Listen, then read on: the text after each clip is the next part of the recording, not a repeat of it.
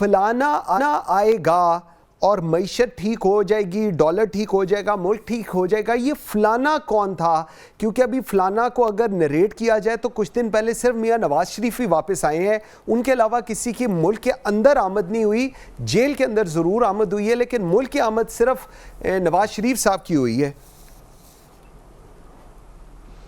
بسم اللہ الرحمن الرحیم۔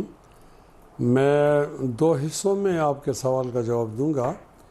ایک تو یہ کہ مولانا فضل الرحمان صاحب کی پوری بات کو سن لیا جائے۔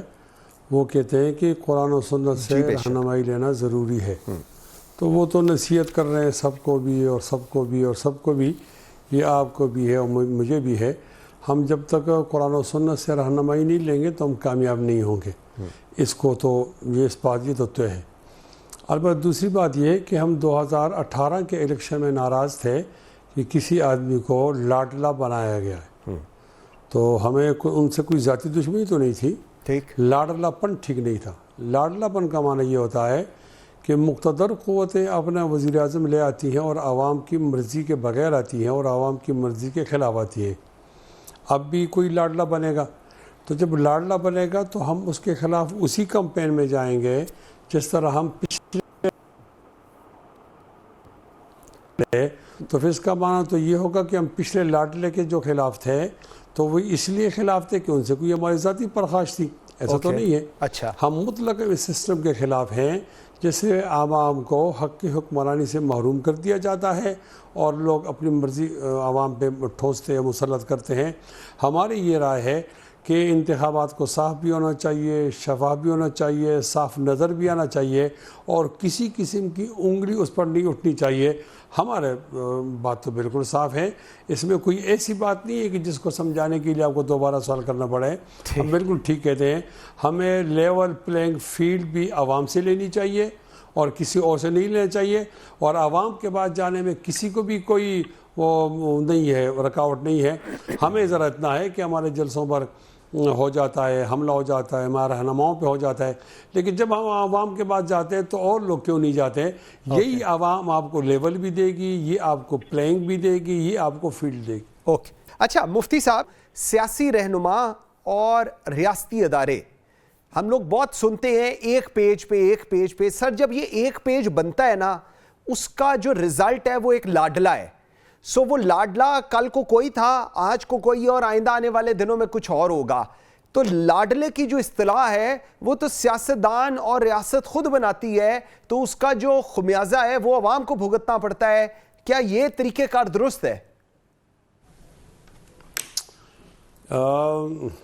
منصور اعظم قاضی صاحب،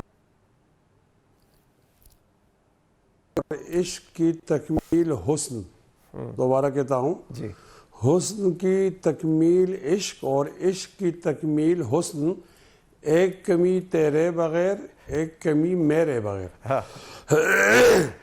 یہ ہماری قوم کی بدبختی ہے کہ ہماری اسٹیبلشمنٹ ضرورت سے زیادہ تکڑی ہے۔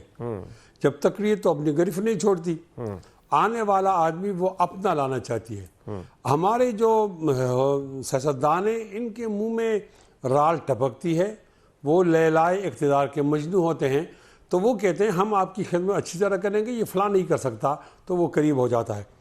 ہر موقع پر یوز کے لیے ایک سیاستدان ان کو ملتا ہے۔ میں کس کا نام بتاؤں؟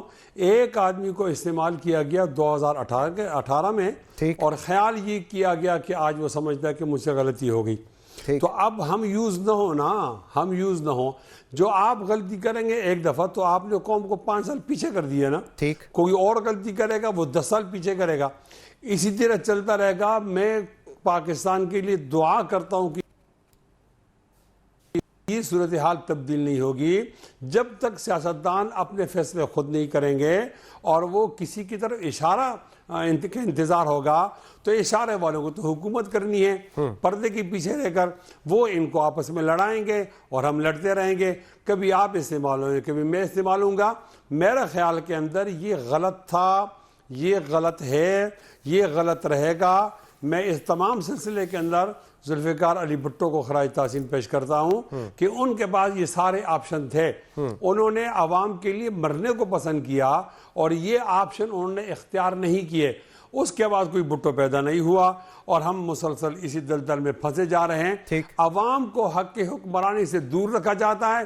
جب تک عوام انوالو نہیں ہوں گے حق حکمرانی میں اس وقت نہ ہماری سیاست ٹھیک ہوتی ہے, نہ ہماری سیکورٹی ٹھیک ہوگی اور نہ ہماری معیشت ٹھیک ہوگی. اس غلطی کو ٹھیک کرنے کے لیے کوئی بڑا قدم اٹھانا چاہیے.